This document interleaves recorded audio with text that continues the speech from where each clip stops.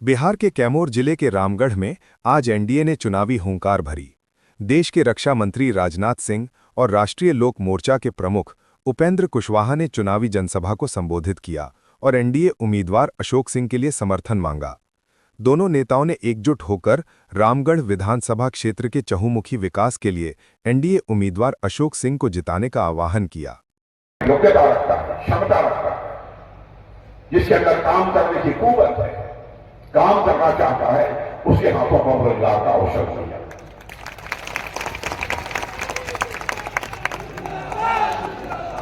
है। इसीलिए तो हम लोगों ने तय किया है कि 100 एमएसएमई पार्क स्थापित किए जाएंगे, लघु सूक्ष्म कुटीर उद्योगों के पार्क, बड़े बड़े पार्क, ताकि हजारों लोगों को काम मिले, लाखों लोगों को काम मिले। ऐसे 100 पार्क बनाए जाएंगे, यह हम लोगों का संकल्प है। इसके अतिरिक्त भी बहुत सारी योजनाएं हैं। 50 लाख नौजवानों को रोजगार देने के लिए अन्य भी सारी व्यवस्था की है।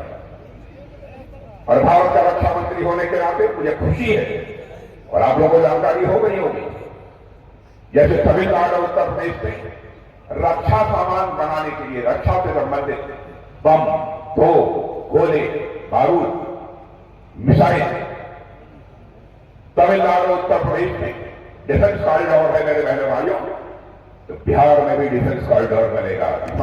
बिहार में भी डिफेंस कॉरिडोर बनेगा। और मैं आरजेडी के दोस्तों को बताना चाहता हूं, कट्टा नहीं बनेगा, तोप बनेगी, मिसाइल बनेगा।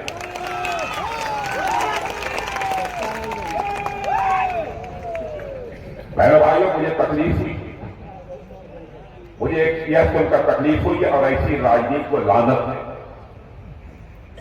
मैंने देखा कि आरजेडी के एक सार्वजनिक सभा में एक छोटा बच्चा, बाप उसकी 6-7 साल की उम्र, और उसके सिर पर बांधकर पगड़ी हो गई, और उसके हाथ में माइक लेकर उससे एक भाषण दिलाया जा रहा था। जब हम लोग अनपढ़ थे तो डंडा लेकर चलते थे, लेकिन तेजस्वी भैया मुख्यमंत्री बन जाएंगे तो हम कट्टा लेकर चलेंगे। अनेक कल्पना करते क्या हो गया इन लोगों को, सत्ता की हमें सीमा तक इनका मानसिक संतुलन खो गई। बहनों भाइयों, मैं बात बहुत पीड़ा के साथ कह रहा हूं, बिहार के लोगों को विचार करना पड़ेगा। कब तक यह राजनीति चलेगी? हमारा देश आज आगे बढ़ रहा है। आपने देखा सत्ता परिवर्तन का क्या करिश्मा होता है। 2014 में मोदी जी के नेतृत्व में जब सरकार बनी थी, तो उस समय हमारा भारत धन दौलत के मामले में, इकोनॉमी की साइज के मामले में दुनिया में 11वें स्थान पर था। लेकिन बहनों भाइयों, आज सीना ठोक कर बड़े स्वाभिमान के साथ कह सकते हैं, हमारा भारत धन दौलत के मामले में दुनिया के देशों में जो 11वें स्थान पर खड़ा था, आज वह जंप लेकर दुनिया के देशों में 4थे स्थान पर आकर खड़ा हो गया। बड़ी बड़ी फाइनेंशियल फर्म्स, वित्तीय संस्थाएं, अंतर्राष्ट्रीय वित्तीय संस्थाएं अब यह दावा कर रही है कि वह दिन दूर नहीं है, कुछ ही महीनों अथवा 1 साल के अंदर धन दौलत के मामले में हमारा भारत दुनिया के देशों में 3रे स्थान पर आकर खड़ा हो गया। और जिसने दावा किया है, पढ़े लिखे लोगों को मैं बताना चाहता हूं, आप जाइएगा वेबसाइट के ऊपर देख लीजिएगा, उस फाइनेंशियल फर्म का नाम है मॉर्गन स्टैनले।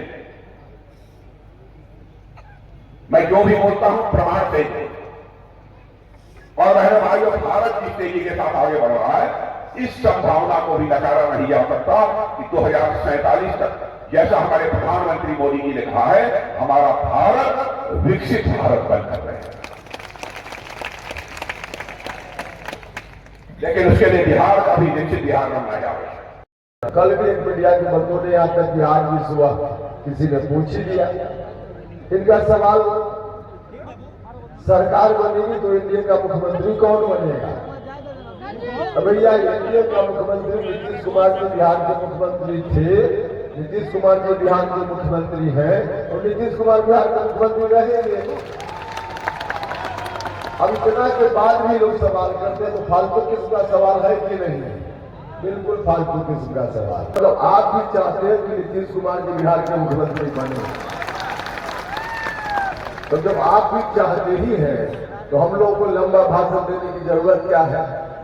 आपको मालूम है कौन जीत कर जाएगा तो नीतीश कुमार बिहार के मुख्यमंत्री बनेंगे, अशोक जी जीत कर जाएंगे तो नीतीश जी बिहार के मुख्यमंत्री बनेंगे, और दूसरा कोई जीत कर जाएगा तो नीतीश जी के रास्ता में बाधा खड़ा करने का काम करेगा।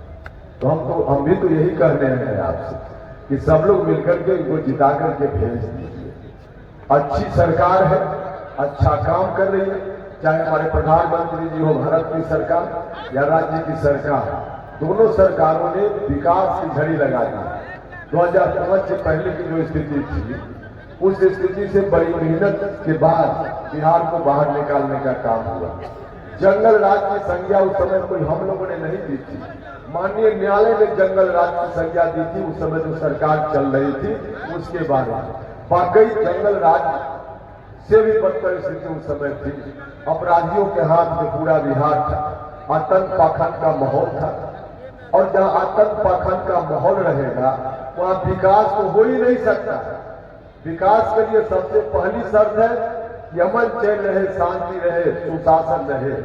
उस वक्त नहीं था सुशासन, विकास भी नहीं था, सड़क की स्थिति उसी तरह से बद से बदतर थी, बिजली का कभी दर्शन नहीं होता था। विकास के